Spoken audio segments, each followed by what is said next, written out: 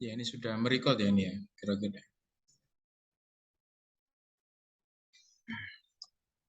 Oke.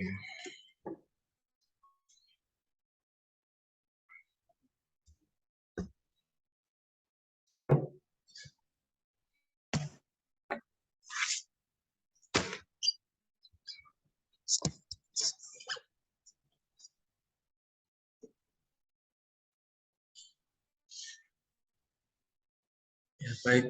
Assalamualaikum warahmatullahi wabarakatuh. Ya.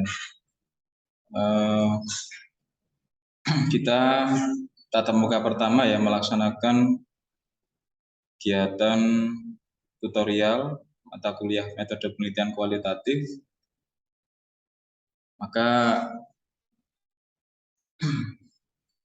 sebelum saya mulai ya, saya akan memberikan beberapa hal terkait dengan apa ya itu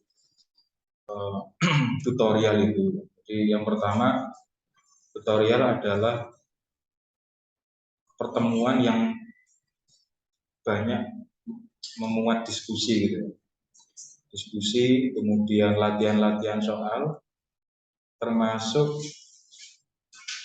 memperkuat, mendukung ya materi kuliah yang sudah diberikan. Jadi barangkali ada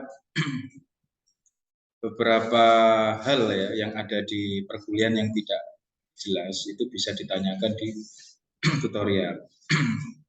Nah, berikutnya mengenai bobot penilaian.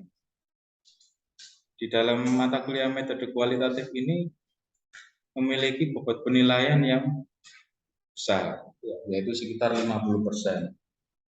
Karena metode pembelajaran yang digunakan adalah metode pembelajaran partisipatif dan kolaboratif. Jadi sangat didorong besar ya, sangat diharapkan besar keaktifan dan inisiatif-inisiatif besar ya mengenai mereview suatu artikel, buku, kemudian pengumpulan tugas, latihan soal, dan lain-lain. Yang porsinya cukup besar. Di kuliah nanti akan banyak diperoleh materi-materi dan diskusi.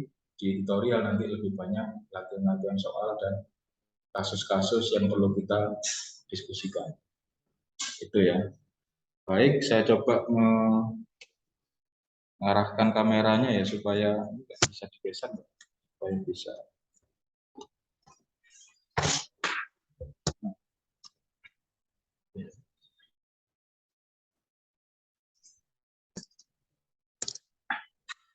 Yang pertama mungkin sudah dibahas ya di dalam perkuliahan, dan saya coba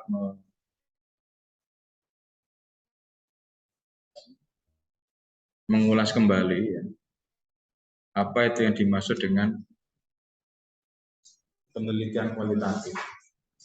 Ya, sebelum saya mulai mungkin ada satu yang bisa memberikan penjelasan apa yang dimaksud dengan, sebelum kita lebih dalam ke metode penelitian kualitatif, apa yang dimaksud dengan penelitian. Nah, silakan. Ini saya sudah pernah bertemu ya sebelumnya dengan yang hadir pada hari ini. Dari 16 ini yang hadir cuma berapa? 10. Yang 6 mana? Enggak tahu. Ada yang sakit. Sejak kuliah, memang sejak kuliah jumlahnya sekian ini apa? Tadi ada 2 anak, tapi sekarang tabrakan sama 40 aja. Yang 2 itu ya, yang mengabari saya itu ya. Ya ini makanya saya record untuk supaya mereka nanti mereview apa yang kita diskusikan. Ini lebih menarik, kamera saya mau saya hadapkan ke sana, cuma ada ini bisa diunggah.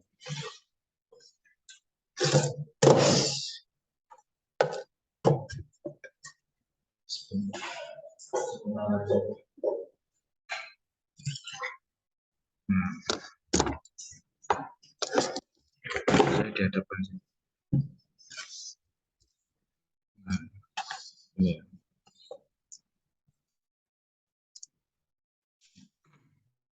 Ya.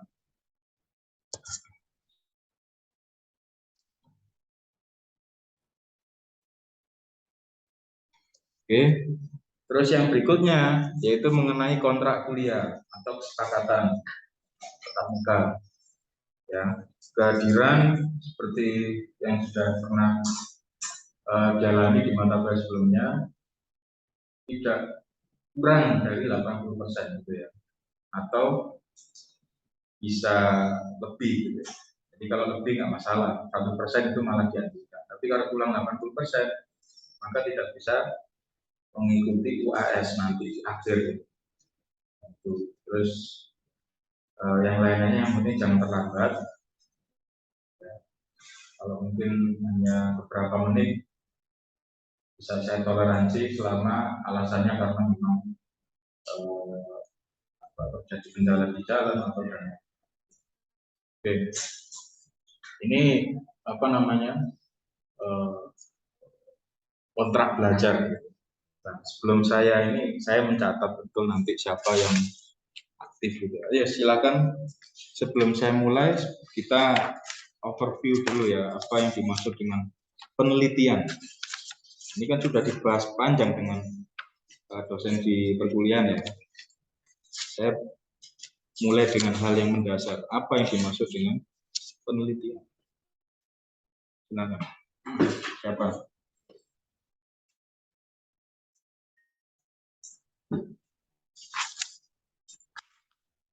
Di sini ada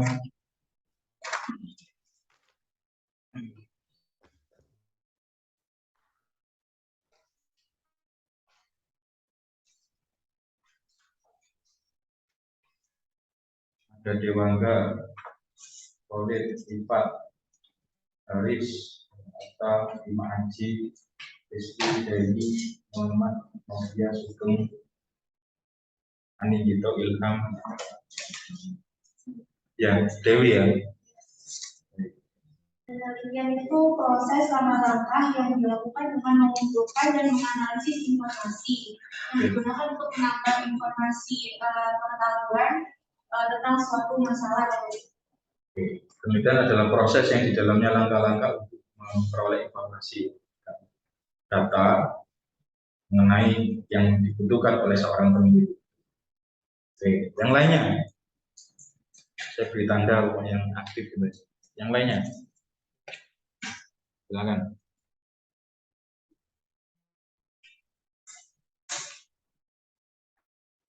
Ya, siapa namanya? Khalid ya. Khalid. Ahmad Khalid. Ya. Silakan, apa yang dimaksud dengan penelitian? Penelitian proses eksplorasi dan pengumpulan informasi berupa data dan peneliti berdasarkan studi kasus dan Oke.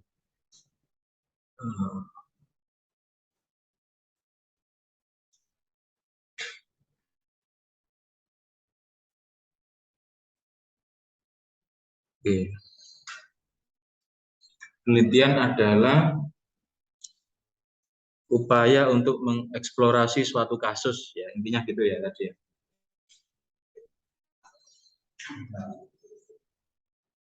Kasus ini banyak. Bisa sosial, bisa alam, bisa generasi petani, bisa teknologi, bisa gender, bisa pangan, persoalan pangan, kesehatan, pendidikan petani, dan sebagainya. Yang kemudian digali, dieksplor, untuk diketahui apa permasalahan yang sesungguhnya, akar masalahnya. Oke. Ada lagi ini sebelum saya lanjut. Nah,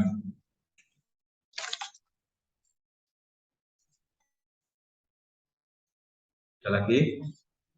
Ya, siapa namanya? Raja ya. Oke, silakan Raja.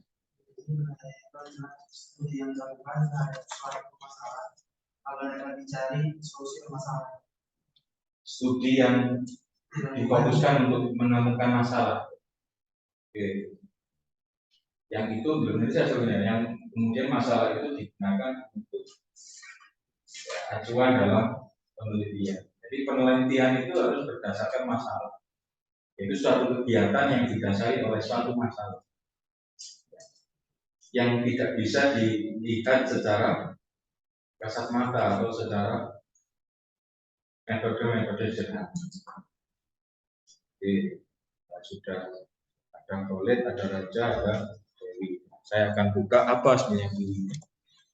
Maka secara umum, gitu ya. Secara umum, sebelum kita ke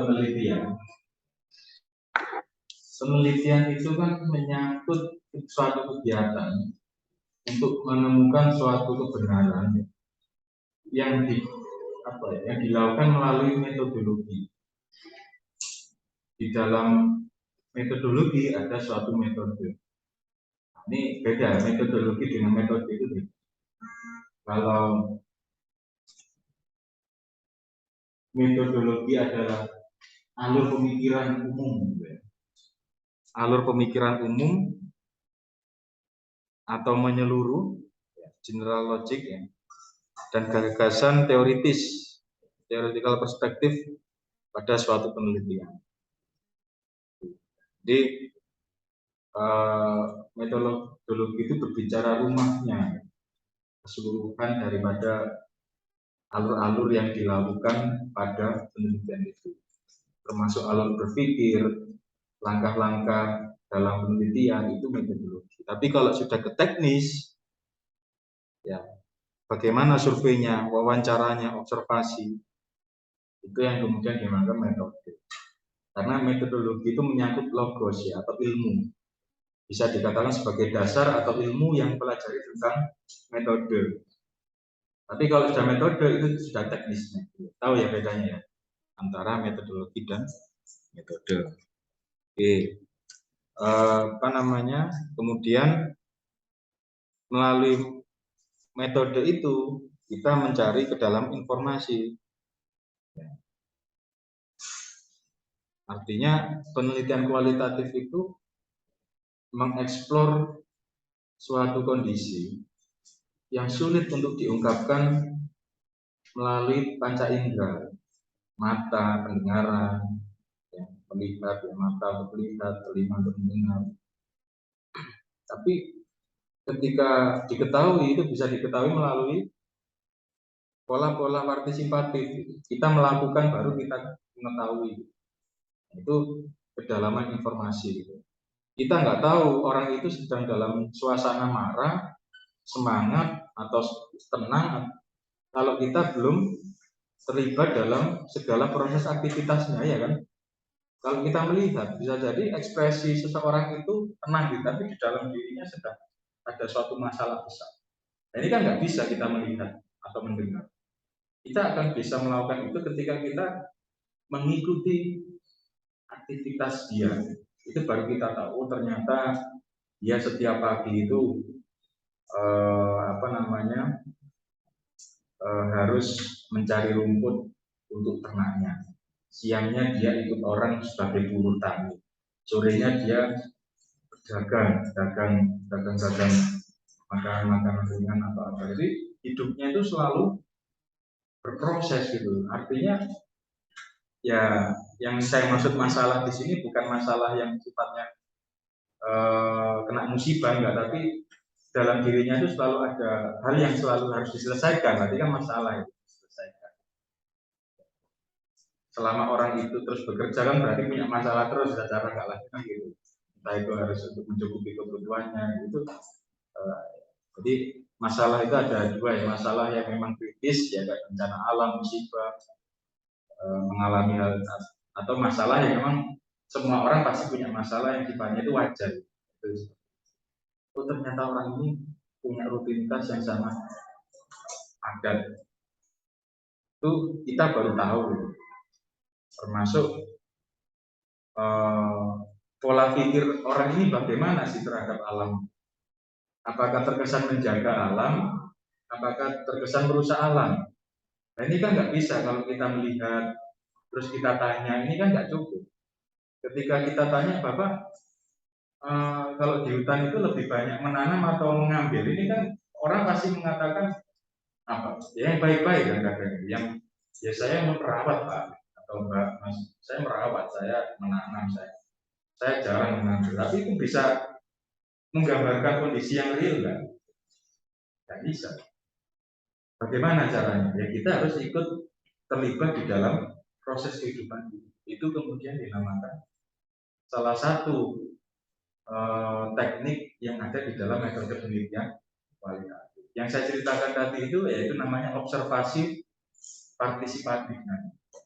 Jadi observasi berperan serta. Jadi kita ikut melakukan seperti dia, kita ikut dia, kita melakukan sekaligus mengamati. Akhirnya tahu. Ternyata yang disampaikan Bapak ini katanya secara lisan dia mengatakan saya hampir gak pernah mengambil sesuatu di hutan. Paling cuma ranting-ranting. Setelah kita mengikuti terus apa yang ternyata dia apa namanya tidak mengambil ranting-ranting yang jatuh, tapi mematahkan ranting secara sengaja. Atau kita secara nggak sengaja kita melihat dia sedang mencuri kayu atau mengambil tanaman yang bukan haknya. Karena di hutan itu kan ada istilah pesanggung.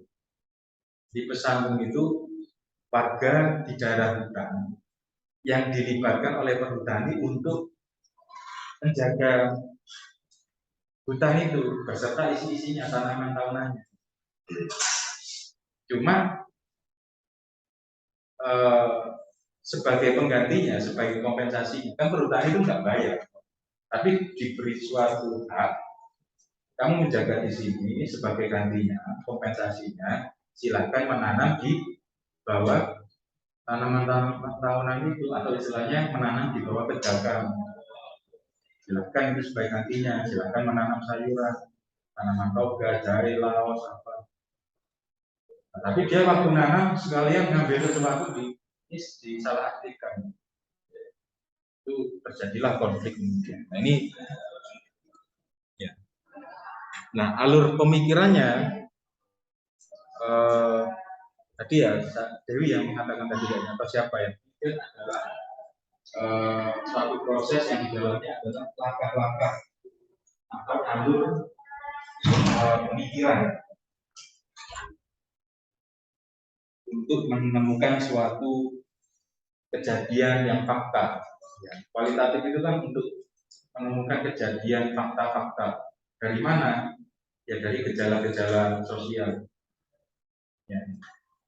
Seperti halnya, kenapa kok bisa longsor? Apakah semata-mata karena faktor alam? Selain gejala alam, ada gejala sosialnya nggak? Oh iya. Setelah diketahui lebih dalam, ternyata orang-orang di sana nggak suka nanam pohon, sukanya nanam tanaman-tanaman semusim. Itu yang membuat lahan beresiko dan longsor. Itu jadi kita menyimpulkan sesuatu kondisi itu nggak bisa dilihat dari langsung. Secara orang awam melihat longsor itu kan faktor alam ya kan, tapi kita nggak tahu di balik itu ada. Mungkin dulu itu nggak pernah longsor di daerah karena leluhur-leluhurnya orang-orang zaman dulu masih suka menanam pohon. Karena sekarang apa namanya banyak pemikiran-pemikiran yang komersil, pohon itu mengurangi lubang tanam katanya. Kalau mengurangi lubang tanam, otomatis mengurangi hasil panennya, secara finansial tidak menguntungkan. Akhirnya pohon-pohon itu dihilangkan, diganti tanaman semusim. Jadi kan ada faktor sosial di situ ya kan, tidak semata-mata faktor yang kemudian terjadilah seringnya longsor. Jadi tahapan dalam alur pemikiran ya, tahapan yang perlu dijalankan secara sistematis, logis dan rasional. Pertama adalah sistematis gitu ya. Berarti mengikuti sistem yang berlaku ya pada kegiatan penelitian. Logis maksudnya adalah penelitian tersebut mengikuti alur pemikiran ilmiah yang umum diterima dalam dunia riset. Jadi harus sistematis. mengikuti sistem yang berlaku. Kalau dalam penelitian ya kita selayaknya apa yang pertama kali yang dilakukan untuk penelitian. Apakah harus ke lapang dulu mencari kasus masalah? Apakah kita literatur review dulu, membuka suatu kasus-kasus yang ada di internet, entah di jurnal atau di buku, kita literatur review trending topiknya sekarang atau isu-isu yang sedang marak sekarang adalah sengketa lahan. Gimana kalau saya penelitian tentang sengketa? Berangkat dari literatur itu dibawa ke desa. Ada nggak di desa kasus ada? Atau sebaliknya dibalik, kita ke desa menemukan kasus-kasus. Apa sih di desa masalah sekarang itu adalah alih fungsi lahan dari pertanian ke non pertanian. Terus kita cek di jurnal-jurnal banyak nggak? Oh banyak yang bahas juga. Itu bisa. Artinya penelitian itu bisa kita mulai dari observasi di lapang. Masalah apa yang sekarang? Jadi kita nggak bisa mengangan-angan kayaknya penelitian ini enak ya, nggak bisa gitu. Diangan-angan harus ada sumbernya. Silakan kedua itu yang mana? Apakah berangkat dari lapang, kita jalan-jalan ke desa dulu apa masalahnya? Apakah berangkat dari literatur review? Kita membaca-baca jurnal itu berpikir sistematis. Setelah kita review di jurnal, kita cek di lapang, oh ya terjadi juga. Maka kita harus memperbanyak mengkoleksi artikel-artikel jurnal yang membahas tentang alih fungsi lahan dan alih fungsi lahan itu kan banyak ya. Apakah membahas tentang regulasinya, apakah mau membahas tentang perubahan pola kerja masyarakatnya. Kalau hal itu banyak yang bilang, maka pola kerjanya gimana mereka jadinya. Itu kan menarik. Apa mau melihat lainnya. Nah itu silahkan. Nah, setelah diketahui masalah dan apa yang mau diteliti, itu belum topik loh ya. Maka kita perlu menentukan topiknya. Apa topiknya? Topik itu adalah keyword yang berarti tentang alih fungsi lahan kaitannya dengan pola kerja. Nah, setelah itu kita datangi desa itu kembali. Maka kita sebelumnya melakukan perizinan ya, perizinan ke desa, ke RT, ke masyarakat, Pak saya. Kemudian setelah kita banyak literatur review, kita banyak ke lapang, terus yang kita lakukan berikutnya adalah menyusun instrumen atau panduan wawancara. Kalau di dalam kuantitatif apa yang digunakan? Checklist, angket atau kuesioner. Ya. Tapi kalau di penelitian kualitatif yang digunakan adalah panduan wawancara. Nah, nanti latihan membuat panduan wawancara. Kalau topiknya ini panduannya apa? Itu latihan. Harus latihan. Kalau nggak latihan nanti kesulitan. Kalau topiknya tentang alih fungsi lahan, terus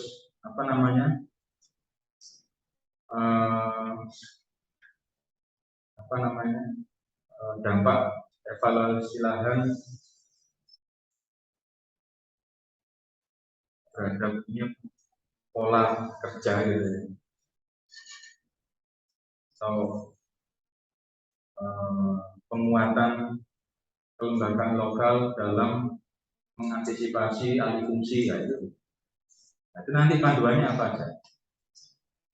Jadi nanti kita berpikir bareng-bareng.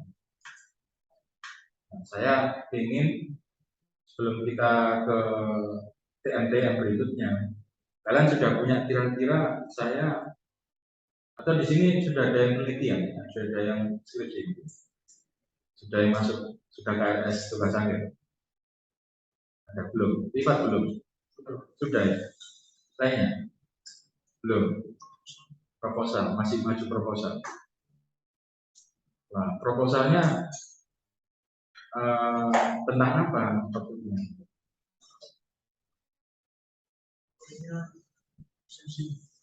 Apa? Persepsi. Jadi gini ya, saya tahu betul, mungkin saya juga sedikit mengamati kalian ini mata kuliah pilihan ya, metode kualitatif. Mungkin salah satu tujuannya selain untuk memperdalam kemampuan metode kualitatif saya, mungkin di sini salah satu tujuan utamanya untuk menambah SKS. Ada, terus ada juga supaya tak kosong lah waktu saya buat belajar itu ada. Jadi ada yang untuk memang niat betul untuk memahami apa itu kualitatif, bagaimana itu metode kualitatif, dan ada yang untuk menambah SKS-nya, ada juga yang untuk supaya tidak nganggur gitu ya. Saya ikut kelasnya coba supaya daripada bengong tidak ada kegiatan. Bagus ya, semua alasan itu bagus. Artinya siapa tadi namanya? Valid ya. Valid kalau sudah terlanjur kuantitatif. Kuantitatif atau kualitatif benar? Wali. Nah, kalau kualitatif ya pas gitu. Tapi kalau diarahkan, tapi kan kita nggak tahu, saya nggak tahu. Itu semua nanti kembali lagi ke dosen pembimbing kalian. Ya. Jadi saya Prof. Kliwon nanti setelah kita Prof. Kevin tidak memaksa kalian harus kualitatif, tapi saya mencoba mengarahkan kalian untuk tahu gitu aja. Tahu, kemudian syukur-syukur bisa diimplementasikan pada tugas akhir. Karena terutama yang labnya nanti ekonomi pertanian, kan sosek itu ada 5 lab. Salah satunya ekonomi itu kecenderungan kuantitatif. Tapi kalau keempat ini ya antara kualitatif dan nah setidaknya pertemuan ini baik di kuliah tutorial itu membekali ya, kalian tentang apa ya. Seperti halnya sudah saya ceritakan tadi, tentang penelitian kualitatif itu adalah memperoleh makna-makna dari peristiwa, dari kejadian aktivitas. Karena data kuantitatif itu juga bisa diteruskan gitu, bisa diceritakan. Sebagai contoh, terjadi pengaruh yang signifikan regenerasi petani yang lambat mempengaruhi luas area lahan ya, non produktif yang menjadi yang semakin luas. Jadi karena generasinya tidak bagus, banyak anak muda yang ke kota, itu ternyata berbanding lurus dengan semakin banyaknya lahan yang teralih fungsi, karena nggak ada yang ngurus, karena regenerasinya nggak cukup. Itu gimana? Nah itu bisa, hasilnya pengaruh kuantitatif ya, tapi di kualitatif kan bisa. Kenapa kok pengaruh? Nah, ini kan selama ini kuantitatif tidak pernah bilang kenapa pengaruh, sudah pengaruh gitu aja. Karena ya secara kuantitatif ya karena sejumlah ini akan berbanding lurus dengan seluas ini yang bilang. Kita gitu aja. Tapi di balik itu kan kita nggak tahu. Di balik regenerasi yang lambat ada apa? Oh ada cara berpikir yang mengandung apa ya? Masih prestis ya, adanya prestisius. Nah, itu enggak dibahas. Kenapa kok regenerasi melambat? Ya karena kalau anak muda sudah sarjana kembali ke desa, itu kesannya adalah mundur gitu. Padahal ya enggak. Karena dia punya aset di desa, kecuali dia seperti saya yang dari orang tua saya yang tidak ada aset, ya sebatas rumah keluarga gitu aja kan, tidak punya aset sawah yang besar atau apa. Jika saya bekerja di kota itu ya suatu hal yang wajar. Tapi dia desa punya aset besar, silakan. Bukan berarti kembali ke desa itu adalah kemunduran ya. Malah itu menyelamatkan.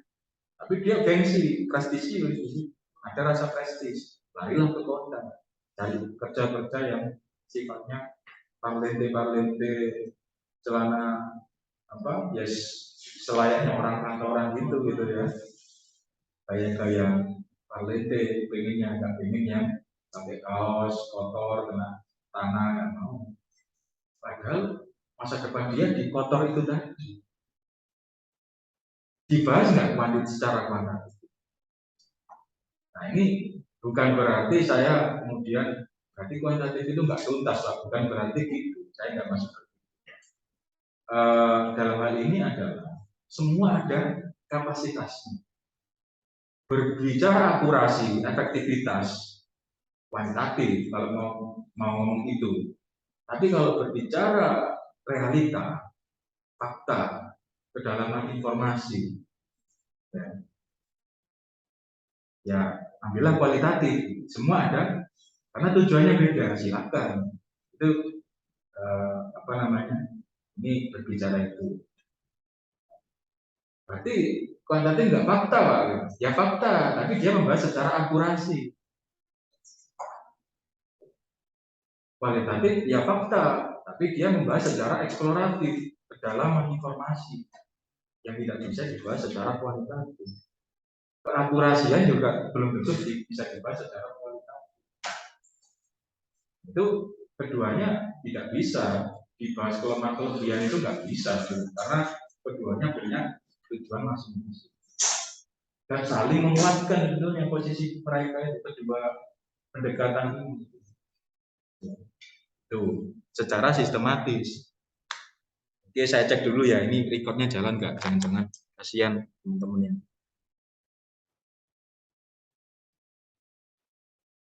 Oke. Oke, berarti ini masih jalan ya kalau recordingnya atas itu ya? Masih kan ya? Oke, kita lanjutkan. Ini nggak kena ini. Nah, gini ya. Ini ya mestinya tadi ya, saya kena ya. Ini kan. Oke.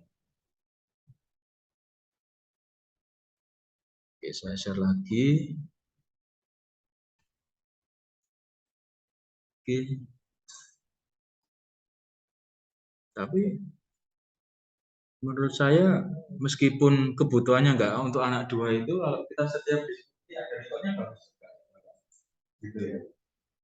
Meskipun nggak, ya ada tujuannya juga, anak dua itu nggak bisa, jadi saya kepikiran kalau nggak gitu nggak kepikiran ya memberikan.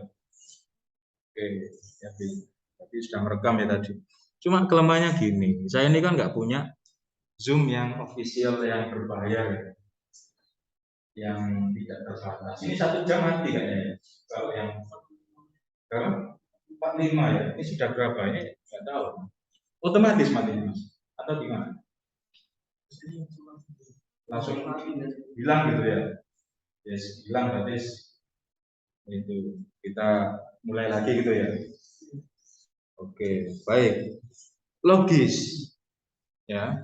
Maksudnya adalah penelitian tersebut mengikuti alur pemikiran ilmiah yang umum diterima dalam dunia riset. Gitu ya. Jadi harus logis penelitian, masuk akal kan. Antisipasi keterbatasan lahan pertanian akibat alih fungsi lahan yang semakin besar dari lahan pertanian menjadi infrastruktur. Salah satu solusinya adalah bagaimana kita menyiapkan lahan pertanian di planet Mars. Wah, itu nggak logis itu, nggak logis. Antisipasi tapi ya gimana? Karena nggak bisa, karena lahan pertanian semakin habis. Kita nggak punya tempat lagi, kita harus nyebrang ke planet Mars. Ini ya bagus memang inovatif, tapi tidak logis. Nah, inovatif itu harus logis, berarti ya kalau inovatif tidak logis. Saya ingin, karena di dataran itu lahan pertanian habis, Pak. Saya ingin memberikan persepsi masyarakat tentang, membangun persepsi masyarakat tentang bagaimana ya persepsi dia ketika menanam padi di dasar laut.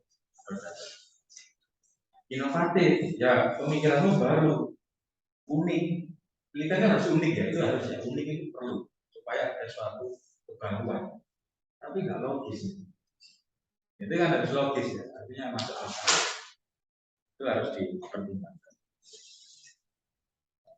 Rasional, apa rasional itu? Rasional artinya penelitian ini masuk akal itu. Ya sama, hampir sama dengan logis ya. Logis itu yang masuk akal. Logis itu pemikiran ilmiah gitu, yang diterima dalam riset. Tapi kalau rasional adalah masuk akal, dapat dicerna dengan pikiran saya. Nah, kira-kira apa ini? Ini berkenaan dengan rasional, logis, kedalaman juga, kepekaan ya. Kalau kita bilang harus peka ya. Kalau kita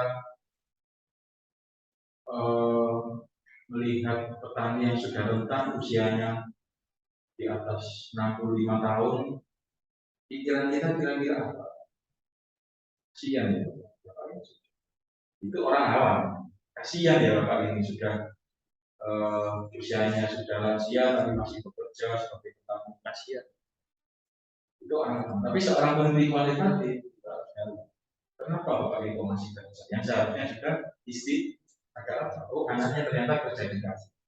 Tidak mau bekerja. Kenapa anaknya tidak mau bekerja? Ternyata ada rasa prestis yang tumbuh dalam gengsi dalam diri anaknya sehingga nggak mau ke kota, maunya ke desa. Kenapa kok seperti itu?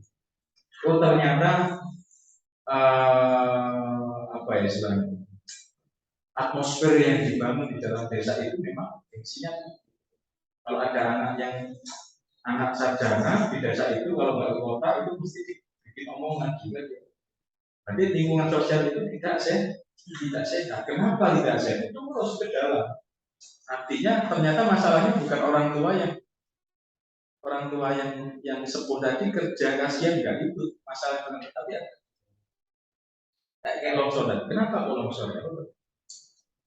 Sejak tahun ini orang-orang sudah nggak mau nanam. Kenapa ya? Ternyata mengurangi lubang tanam dan merugikan secara finansial. Kenapa? Terus kenapa? Itulah kualitas. Ini apa namanya? Gunung es, ya kan? Apa awan kira-kira? Apa busa sabun? Apa styrofoam? Kira-kira apa? Apa ini kan harus tentunya ini gunung. Kira-kira itu kan dasar laut ya. Berarti itu kalau diukur volumenya kira-kira berapa besarnya gunung es itu? Beratnya berapa? Nah, kalau kalian sudah punya pemikiran tadi, saya cerita tadi, pasti kalian sudah menangkap. Apakah gunung es itu sebesar itu? Tidak. Ya. Sebesar apa mas? Nah, itu sudah nangkep. Ada lagi di dalamnya. Kira-kira dalamnya lebih kecil apa lebih besar? Lebih besar. Ya, kita lihat gambar berikutnya. Nah, ternyata kondisinya seperti ini tadi. Gunung es yang kita bayangkan yang sudah besar, ternyata masih kecil.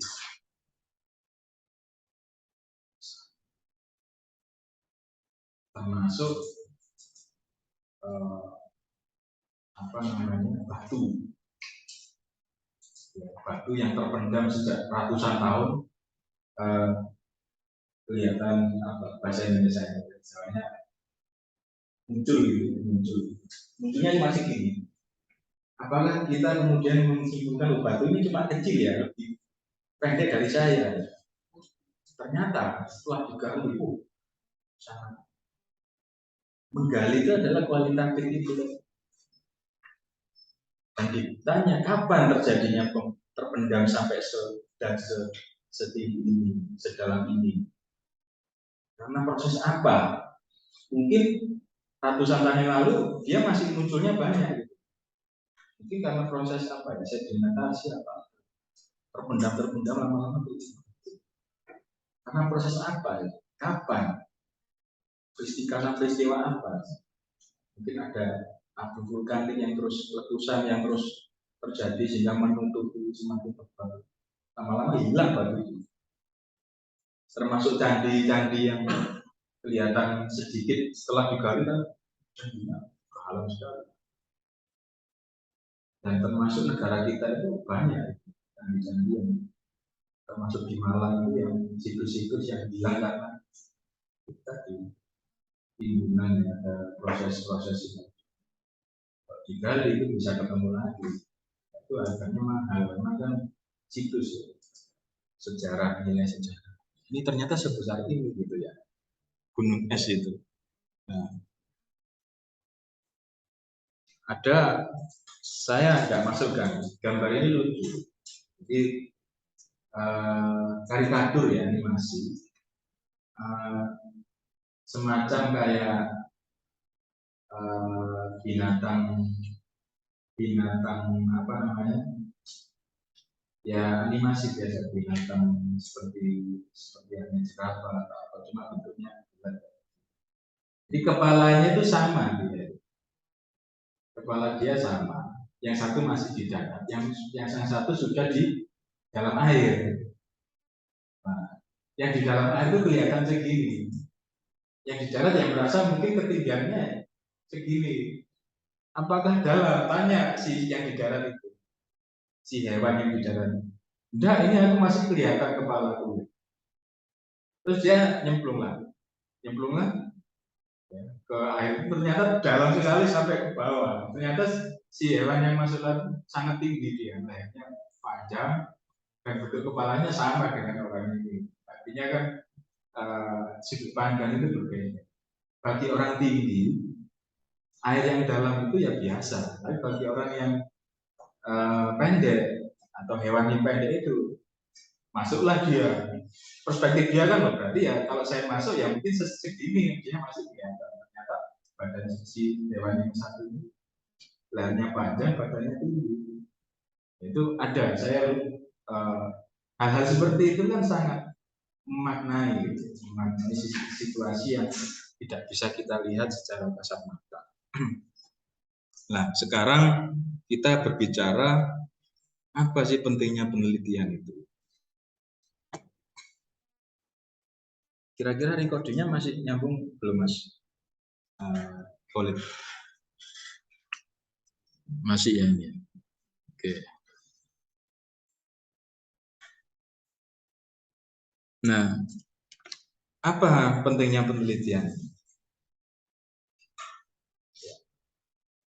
Yang pertama, penelitian itu penting untuk mengetahui sesuatu yang baru.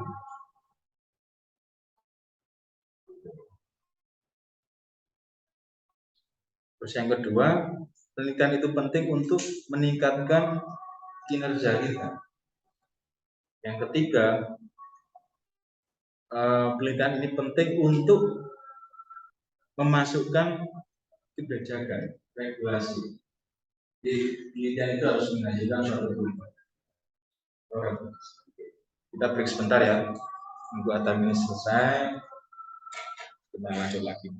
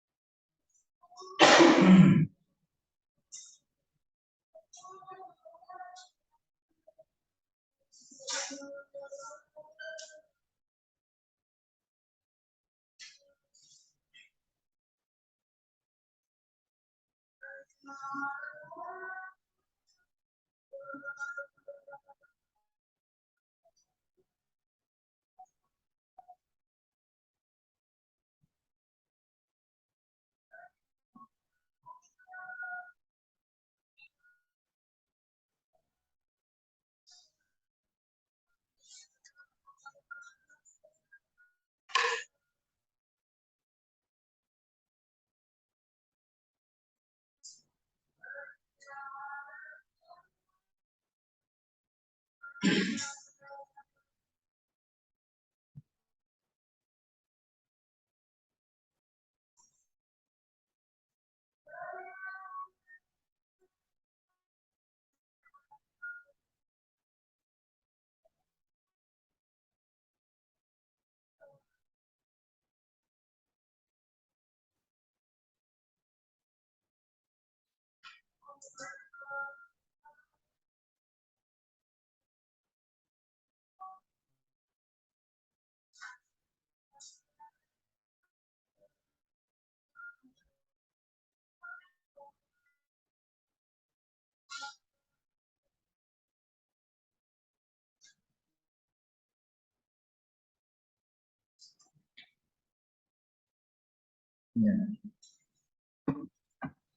Baik, saya lanjutkan.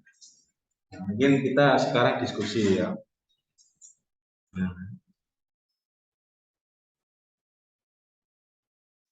nah,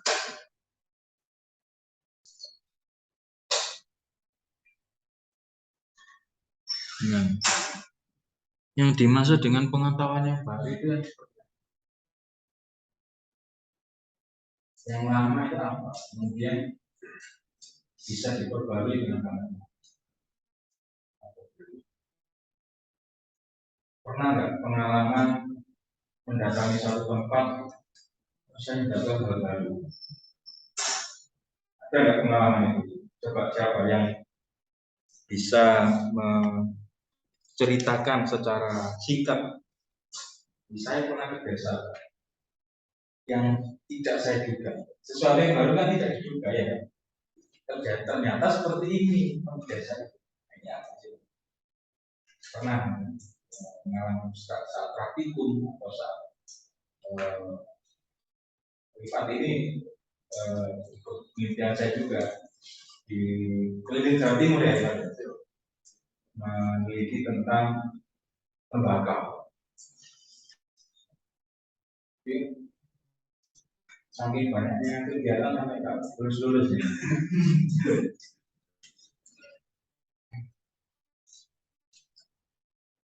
Apa kira-kira yang bisa saat di lapang,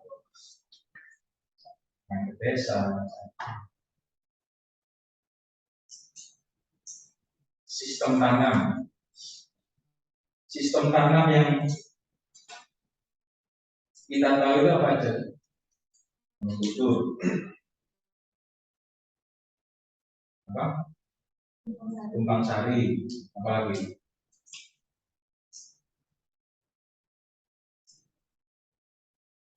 Ada istilah untuk mengatasi hama tikus itu cacar legowo. Apa? SRI, System Risk Intensification. Ya, ya itu bisa. Gimana ya? Ya padi, namanya rice itu ya Pak.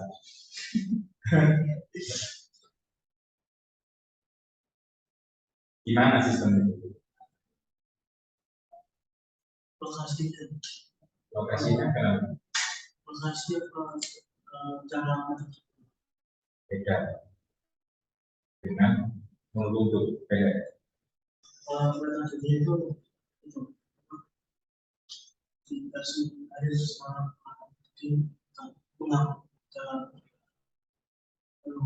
Digenangi gitu. Jadi ada yang kering, ada yang digenangi. Nah, varietas padi yang kering itu apa? Ini kan pengetahuan baru kita juga.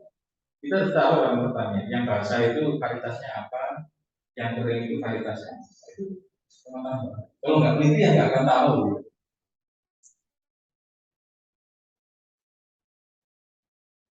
Di dalam pertanian padi ada juga namanya sistem tanam mina padi. Tahu apa sistem mina padi? Jadi budidaya padi sekaligus ya, dikombinasi atau sekaligus budidaya Dan itu harus tergenang air itu. Kalau ini mati kan ya, gitu kan ada air. Dan itu berarti mengindikasikan apa kalau ini apa? Berarti pertanian itu adalah pertanian yang organik. Karena kalau di pestisida konvensional terus diterapkan minabadi ya mati kan ya, karena kan ada senyawa ada kimia. Jadi ikan kalau bisa hidup berarti itu organik. Kecuali ikannya ikan yang kuat gitu ya. Seperti ikan apa mas yang bersih kaca. Tahu ya ikan bersih kaca ya? Itu kan kuat ya? Apa istilahnya? Sabu-sabu. Sabu-sabu. Nah, sabu-sabu. Kalau saya lebih mengenai ikan bersih kaca. Yang membersihkan kaca di akuarium itu kan. Itu bisa dimakan itu ternyata. Saya baru tahu waktu lihat di mana namanya? Tidak si gundul itu. Nah, itu bisa dimakan. Tapi ya hidup sekali karena kan hampir isinya itu tulang semua ya. Sedikit lagi. Rasanya itu sangat amis. Dagingnya. Dan ya setiap orang pasti nggak mengambil. Ya fungsinya untuk. Kemudian itu mungkin kuat kalau di kena kimia itu. Tapi kalau seperti ini kurang bisa mati. Jika salah satu indikasi petani organik ketika ada dan itu sudah sistem petani itu sudah lama ya. Terus sekarang sudah hilang. Mungkin ada pun sedikit daerah tertentu yang pertaniannya masih. Nah, dikatakan organik itu ya sekarang susah 100%. Karena kalau dia satu petak organik, kanan kirinya kalau tidak organik sama. Karena namanya irigasi itu kan ya, namanya perairan itu kan nyambung. Kena residu. Dia nggak nyemprot sebelahnya nyemprot ya kan. Namanya angin kan ya jalan. Maka organik itu susah. Mungkin 60% atau 70%. 100% itu kecuali satu kawasan itu semua organik. Aman bebas dari residu itu bisa. Tapi sulit. Jadi kalau ada di pasar-pasar yang kemasan-kemasan organik mungkin rata-rata mungkin 70%, paling bagus itu 8%. Itu pengalaman baru ya yang harus kita ketahui. Setiap desa kita harus, jadi kita harus punya misi ya. Di desa itu punya misi. Kalau kita ke lapangan dari Jawa Timur lah, apa misi saya? Saya harus tahu perbedaan karakteristik masyarakat tembakau antara kota ini dengan kota ini. Yang satu orientasi ingin tanam tembakau orientasinya karena finansial, yang satu karena orientasinya untuk sosial. Ya bisnis untuk pengennya karena pengen menyumbang banyak untuk desa itu. Tujuannya ya sosial itu ya. Saya harus menjaga lahan pertanian tembakau saya supaya banyak orang kerja di saya. Supaya orang sekitar saya tidak menganggur, itu berarti orientasinya sosial. Tapi ada juga orang yang ingin nanam tembakau, orientasinya finansial. Gak peduli orang saya bayar cuma-cuma atau saya bayar asal-asalan, yang penting saya lulus. Itu orientasi. Kayak gitu-gitu kalau bisa ditanya orientasi sulit. Sebagai contoh kalau wisata, Bapak tanam tembakau ini alasannya apa? Karena untuk ekonomi, karena untuk sosial atau lingkungan. Dia pasti agak bingung. Di ekonomi itu ya kalau tidak kalau menjadi sosial itu. Nah, yang paling mudah adalah kita mengikuti proses dia. Kalau ternyata Bapak ini kurang melibatkan orang-orang sekitarnya dalam pemeliharaan perawatan, atau sharing profitnya atau nilai finansial yang diberikan untuk si guru itu. Nah, kita tahu dari mana ya? Tahu dari guru-gurunya. Kita bisa tahu ada Pak, menurut Bapak yang diberikan juragan itu layak. Indikator layak itu juga beda-beda. Makanya dalam bidang kualitas itu harus dinamikanya dimainkan. Jadi layak itu bisa jadi saya dengan college mengukur kelayakan itu beda. Mempersepsikan kelayakan itu yang beritanya persepsi. Saya sama college sama-sama digaji oleh guru dan satu lagi. Rata-rata kalau di Jawa Timur kan masih 78 ribuan gitu.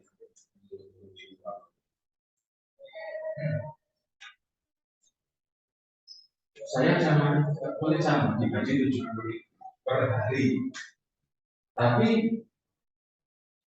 persepsinya bisa beda. Mungkin saya mengatakan 70.000 itu wah, itu cukup.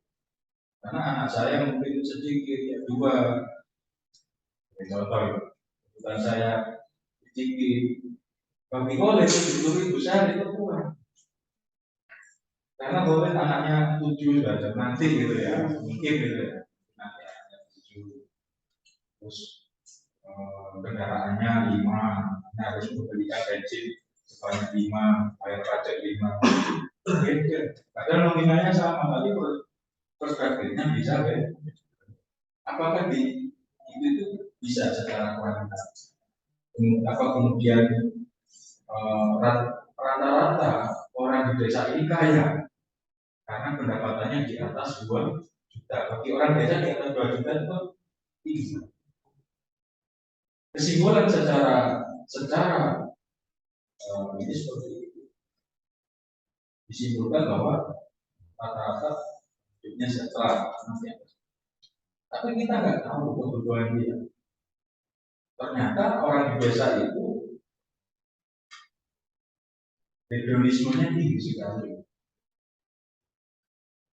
Setiap malam keluar jajan ke mall, ke supermarket. Orang desa setiap malam ke supermarket yang keluarnya jangan, sehingga hedon sekali.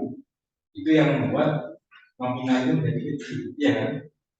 Sebenarnya kecil besar itu bukan dari nominal, kalau secara kita mau maknai lebih dalam, tapi dari ya bagaimana cara kita mengelola senilai itu. Gitu.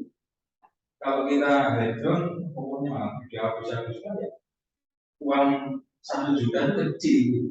Tapi kalau kita bisa mengelola dengan baik, 200 disiapkan untuk tenaga, 200 untuk pupuk, 200 tidak dihabiskan, tapi diputar sedemikian rupa sehingga uang itu berkembang.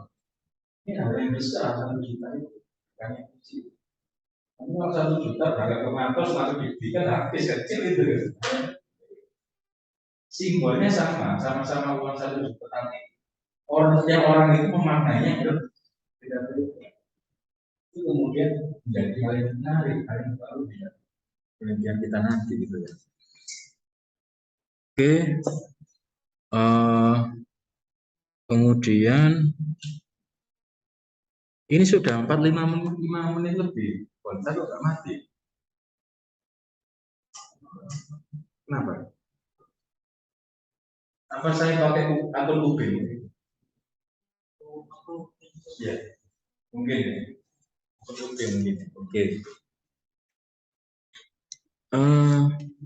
Meningkatkan kinerja, memasukkan untuk kebijakan. Saya kira semua penelitian itu harus menghasilkan suatu rekomendasi. Kita harus memikirkan, kira-kira kalau saya ngambil topik ini, manfaatnya besar nggak ke orang banyak? Kalau sekedar untuk yang penting kelulusan saya, mungkin ya pilih lah yang lain, topik yang lain sekiranya bagi kita pribadi itu bisa mengantarkan kelulusan kita. Tapi yang terpenting di balik itu adalah seberapa besar manfaat penelitian kita untuk orang sekitar. Bukan sekedar kalau yang penting saya berskripsi lulus sudah ya. Bahkan teman-teman itu meneliti yang sudah tahu jawabannya. Orang-orang itu sudah tahu. Sebagai contoh meneliti tentang eh, apa namanya, sebagai contoh kayak gini, efisiensi biaya usaha tani terhadap peningkatan pendapatan. Itu kira-kira topik yang perlu diteliti. Efisiensi biaya usaha tani terhadap peningkatan pendapatan. Ya, otomatis apapun yang kita lakukan yang namanya semakin efisien ya semakin tambah. Semakin bisa dihemat ya semakin besar yang margin pendapatannya. Kan dari dulu teori kan itu sebenarnya sudah teori. Itu sudah teori, diteliti, diulangi. Jadi tidak hal seperti itu ya. Telitilah sesuatu yang masih masalah, yang masih menjadi pertanyaan. Kecuali ini yang tadi itu ada unsur lain yang ditambahkan. Dan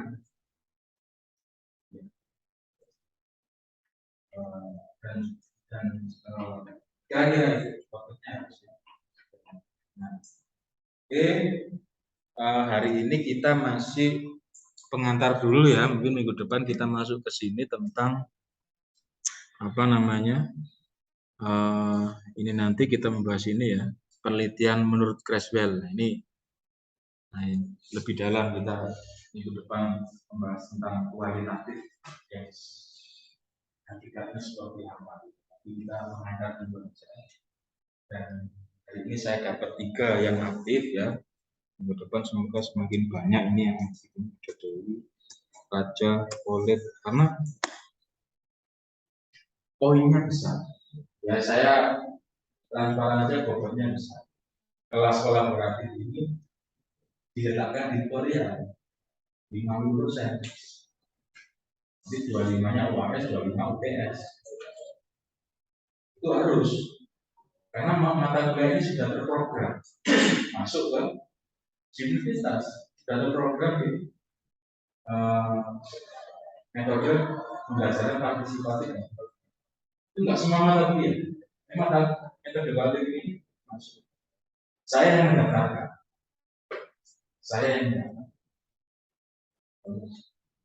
Dan alhamdulillah semua dosen-dosen juga setuju. Oke, kalau itu di kuliah 50%. Kan biasanya pokok tutorial itu kan cuma 20-30%. Jadi saya berharap betul keseriusan kalian ini ke depan.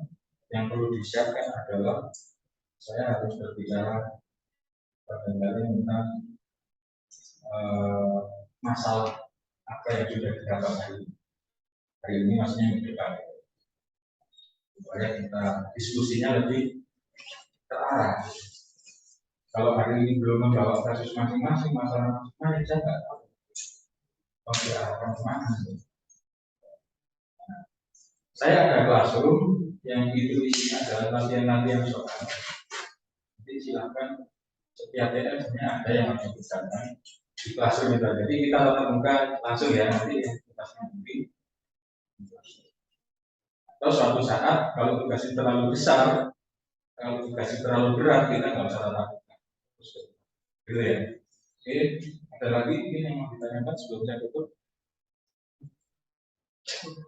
Cukup ya, Dewi dan teman-teman. Jadi kita setiap jam ini kita ketemu. Tapi saya akan kabari Dewi dulu. Apakah kita tatap muka atau classroom? Ketika kegiatan mandiri itu jangan lupa tetap absen gitu ya. Mestinya minggu lalu sudah DM. Karena saya baru mengabarinya sekarang, kita telah seminggu, tapi tidak apa-apa. Saya tidak ganti dengan kegiatan mandiri pengganti TMP 2. Jadi ini diisi aja presensinya sesuai aja. Mungkin nanti yang setelah atau menjelang UTS nanti kita dalam 1 minggu kita akan 2 kali. Yang satunya menggantikan yang lain. Oke ya, diingatkan teman-teman yang lain untuk hadir. Berarti kalau 16 dikurangi 2 berarti mestinya ada 14 ya. Ya, yang 4 ini mana yang 4? Nggak tahu ya, tapi kan ada buktinya kamera. Nah, ini yang mana kamu nggak ada, ini ada bukti. gitu ya. Kelebihannya kalau kita record. Oke, baik, saya kira itu semoga kita sesuai dalam keadaan sehat ya. Oh ya, saya baru ingat kalau ke depan sebelumnya kegiatan mandiri karena posisi saya masih di Jambi sebenarnya Pak. Kemudian ya rival teman-teman aja semua Jawa Timur lah sebenarnya ya, saya pengennya bukan Jawa lah ya. Saya jadi juga juga dipercaya teman-teman ini ya saya bukan Jawa. Kayaknya sebenarnya masih di Jambi dan sepertinya kegiatan mandiri silakan nanti cek di kelasnya. Untuk masuk di kelasnya linknya saya kira ke dari nanti. Oke, baik saya kira itu. Selamat pagi, assalamualaikum warahmatullahi wabarakatuh. Ntar isi presensi dulu ya. Ya. Oke. Berarti ini stop ya, stop ya. Stop apa pause? Stop. Stop recording.